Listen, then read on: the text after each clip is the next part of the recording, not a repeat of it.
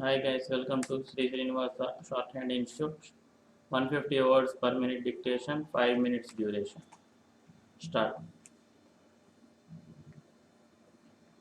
Addressing the Conference of State Ministers of Agriculture, the Honorable Union Minister said, I am very happy that you have found time from your busy schedule to participate in this conference, which I consider to be an important one.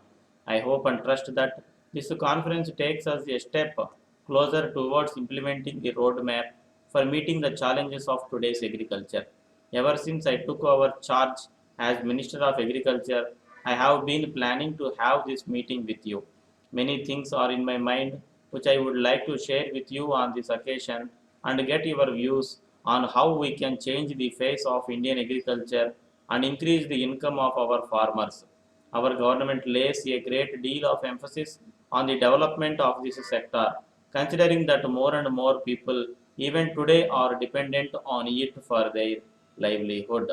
I would like to point out that considering the favorable weather conditions prevailing at the present time in our country, it is our duty to increase the agricultural production as much as possible.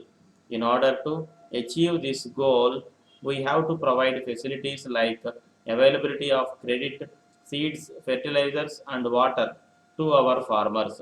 We would have to make concrete efforts to ensure that the institutions responsible for providing credit to the agricultural sector are able to meet the challenge and deliver.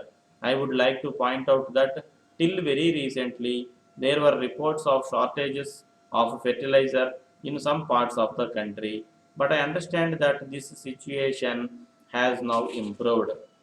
The Department of Fertilizers also assures us that all fertilizers are available in required quantities in all the states.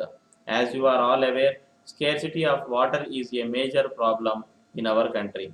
But with several programs for creation of more water resources, I think that we should be able to increase the availability of water for our farmers. I regret to point out that in spite of huge investments in the field of irrigation, the area under assured irrigation is very low. It is clear that there is an urgent need to recognize its scarcity value and improve its efficiency. Keeping this in mind, a micro irrigation program is now under the consideration of the agricultural department, which would help the farmers throughout the country. The next point I would like to refer to is about our horticulture. In order to increase the income of our farmers and provide employment, we have to increase the area of cultivation of fruits, vegetables, and plantations. With this in view, the central government is shortly launching the National Horticulture Mission that will provide a steady support to all states. As you all know, marketing is an important element in the success of horticulture growth. Considering this aspect, I would like to request the states to reform and amend their agricultural produce marketing legislation that prevents the private sector and other agencies to invest in developing marketing infrastructure or directly sourcing their produce from the farmers.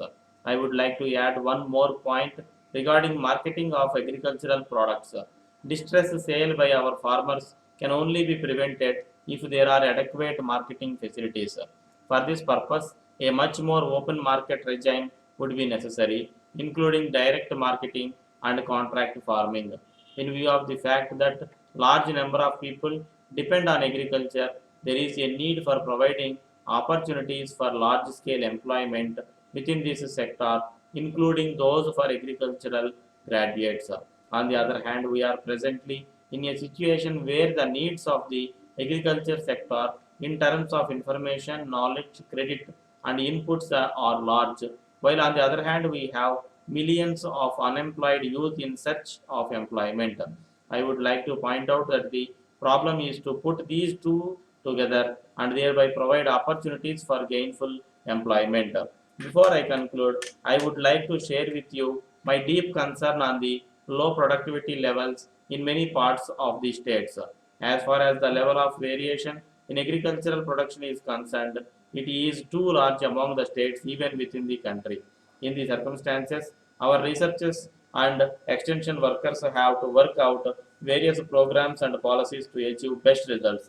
I would like to request the state governments to ensure that the budget provisions for the agriculture and water resource sectors are enhanced.